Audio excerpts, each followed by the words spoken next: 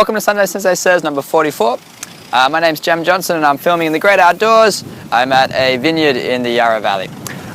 The topic of the day is training programs and whether or not you need to follow a training program in your fitness regime and the pros and cons of exercising to a program. Now I've always exercised to a program. Back when I started in fitness in my first ever gym membership, I had a program that I was following.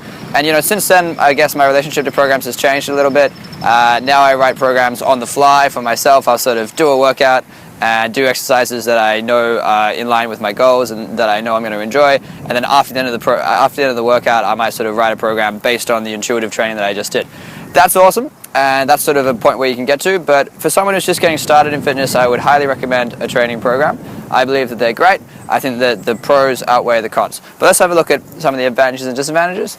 The good thing about a training program is that it helps you keep track of your progress.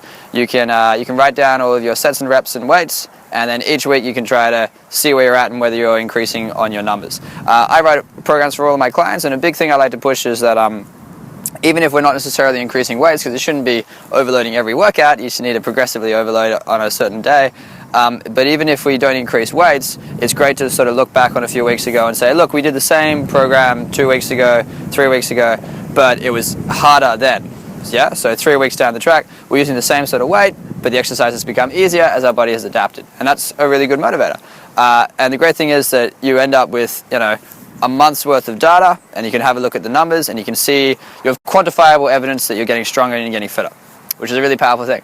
And for me, it's a huge motivator, it's a huge sort of source of pride to look back on old programs. I got programs that I wrote for myself when I was 16, and they look totally different to how they look now.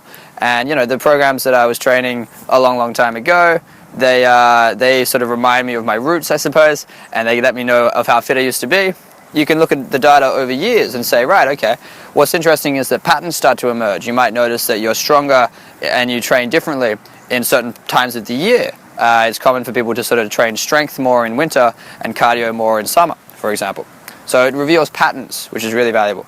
And it helps you break through plateaus. If you're training the same sort of program for a long time, and you can see when you look at the numbers that you've hit a weight and you can't get past that weight, maybe it's time to write a new program and shake things up.